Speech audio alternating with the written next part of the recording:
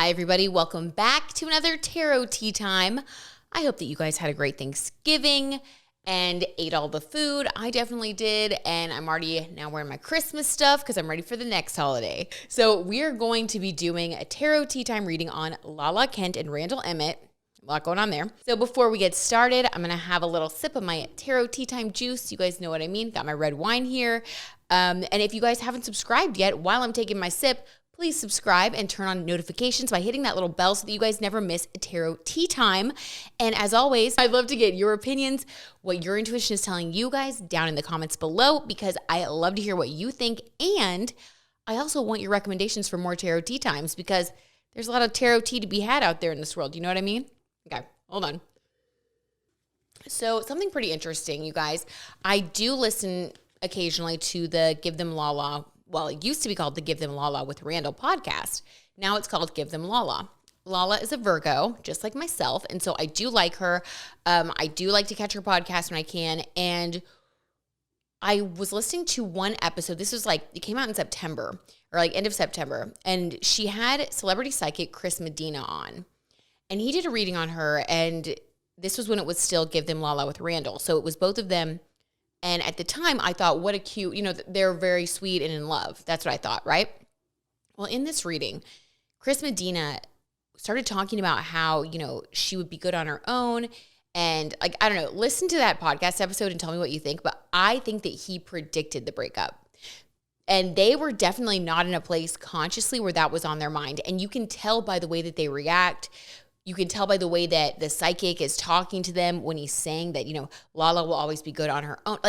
It was really weird. And you could tell it was sort of like, what? That he was saying that she would be great, but she was like, well, we'll always be together. It was weird. Okay. I picked up on it. I thought it was weird.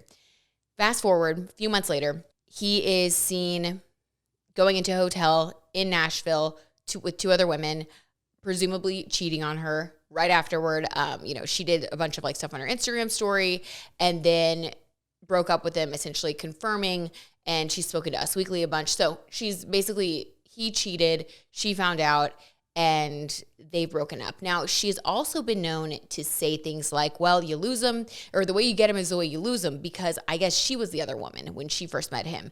So there's some karma there, you guys. There's a lot going on there. But it's really a sad situation, especially because there's a child involved, and I really don't think that Lala saw this coming. So let's get a Tarot Tea Time reading about what their relationship energy was like, kind of what was the vibe, and what were they supposed to learn from it? What was the point of them getting together besides having a beautiful baby, right?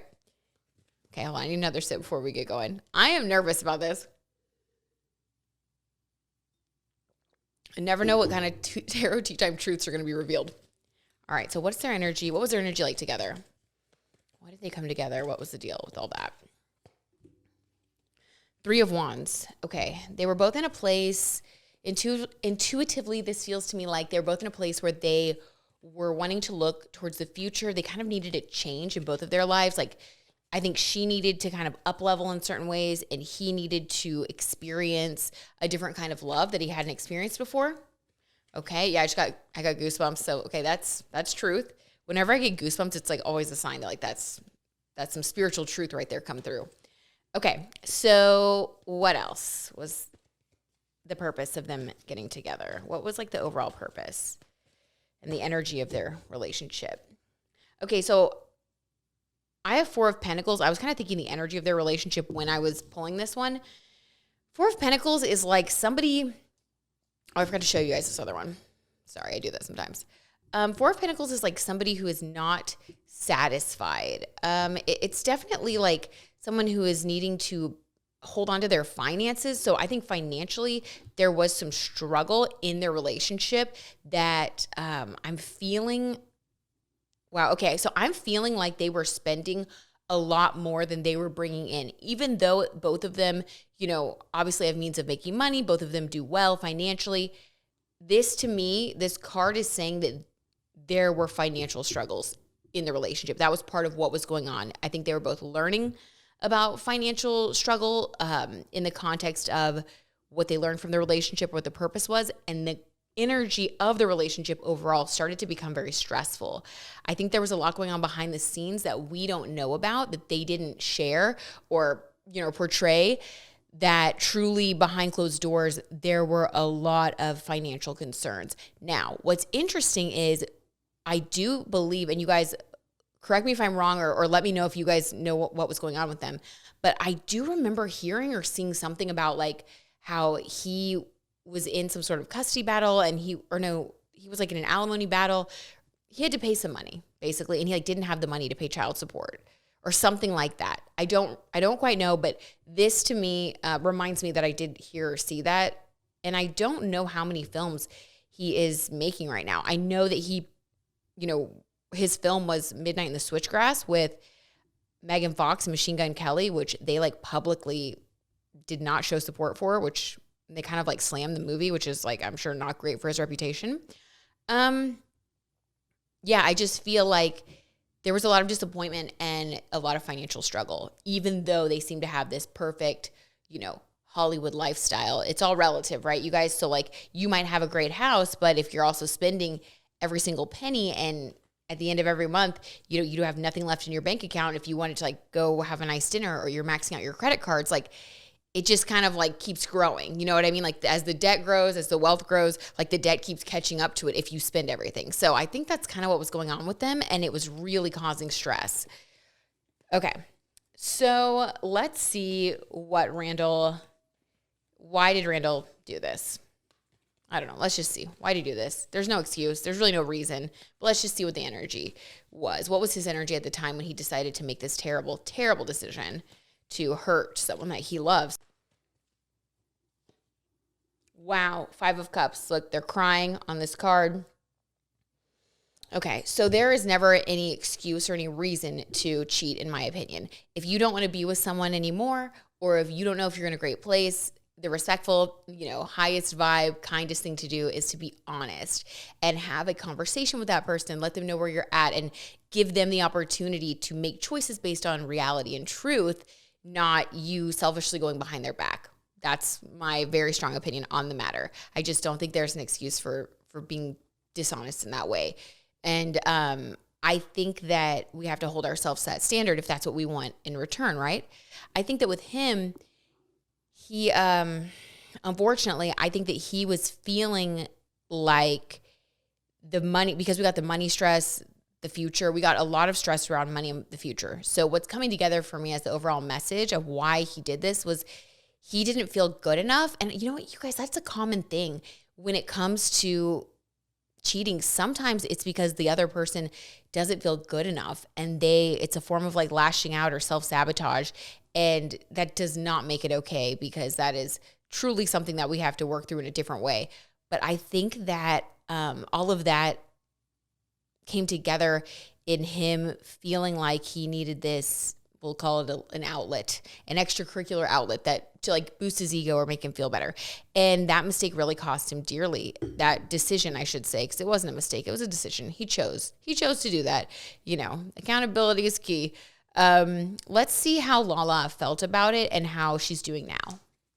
And then what her future is. Let's end this on a positive note, because I know that every time you go through a setback, you come back better. So let's see what's going to be coming in for her that's going to be kind of this reward for learning such a difficult lesson. I mean, her child is so little. I mean, this is when she was thinking that she had everything all figured out. And then for this to happen and for her to be a single mom out of nowhere, it's just so sad. So, okay, hold on. Let's see. How did she feel about it? The King of Cups. So she was very, very emotional. Very emotional. However, the fact that we got the King of Cups, the King of Cups is like emotional mastery and emotional maturity. So even though I know she like did a couple of Instagram stories or whatever, overall, I will say that this tells us that she handled things in a very emotionally mature way. It was almost like for her, it was a realization of the way that things are. Like, she didn't try to lie to herself. She didn't try to fight it. She didn't try to argue or beg for the relationship. She saw what she needed to see. Like, the energy is that she saw what she needed to see. She understood the truth and made wise decisions for her life and for the life of her daughter that would move her forward from the situation. She didn't stay in it. She didn't try to, like I said, she didn't try to fight for it. She didn't try to get into a place of denial. And truly, she didn't fight him about it. Like, I think that she probably, told him what she felt or what she thought once, if even, because I feel like this is somebody who has a sense of emotional maturity to the point of acceptance of like what it is. This to me is like a closed chapter.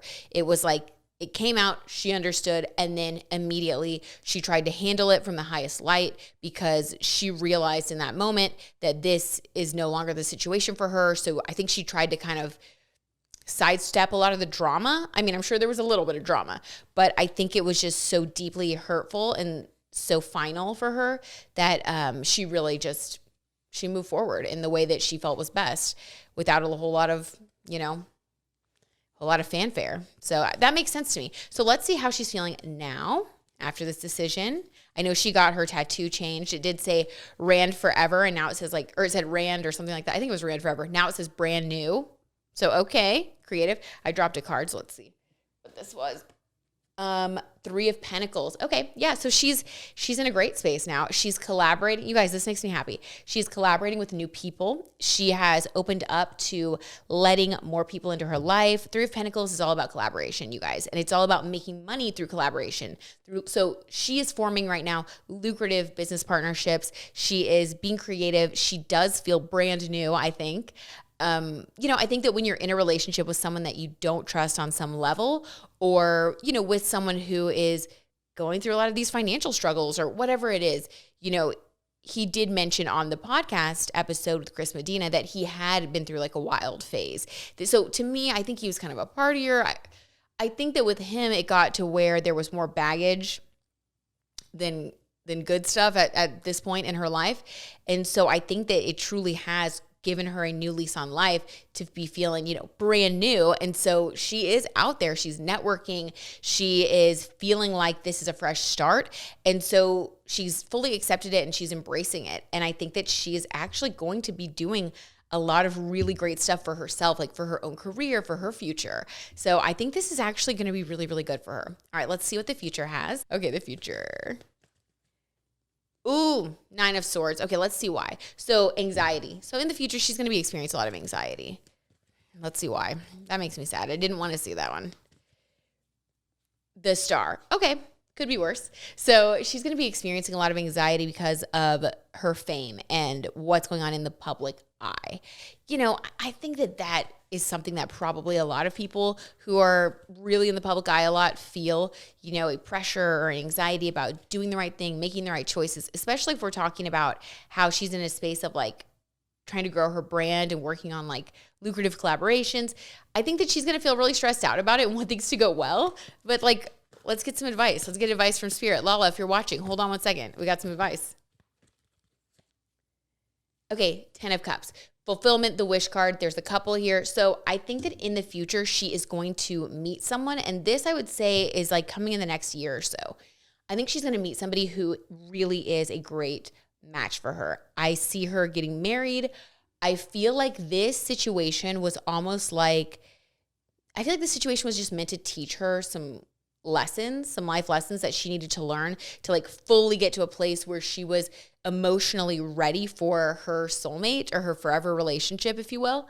And I think sometimes like more dramatic relationships do prepare you for that because like it's like you're still in grade school, you're learning. So a lot of the fights they had, a lot of the drama on Vanderpump Rules and and then Lala, like she's just been through so many transformations. Like she got sober. She we've seen her change and transform over the years. And I do think that Randall was like a very important phase for her where she started to realize like what she wanted.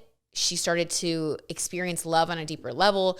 She had her child, Ocean, with him. Like I think that as a woman and as a businesswoman and just as someone who takes themselves seriously and who wants to create meaningful, lasting relationships, I think that that's really what he sparked in her and helped her to like open up to and inspired in her. It's almost like they worked out a lot of the kinks together.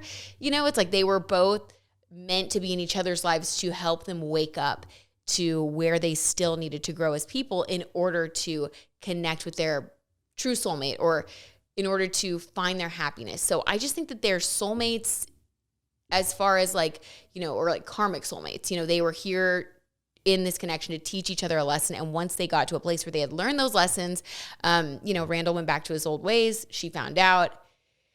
She had a sense of resignation and acceptance about it. She didn't fight it because on some level, intuitively, I think she knew that it was really time for her to move on. And I do see her finding somebody else in the future after going through a period of, obviously anxiety about it, because it's stressful, and anxiety about just her life and putting down new roots, because she's essentially starting over. She is brand new, just like her tattoo says. So, okay, that was the tarot tea time on that, but I love you so much. Let me know what you guys thought.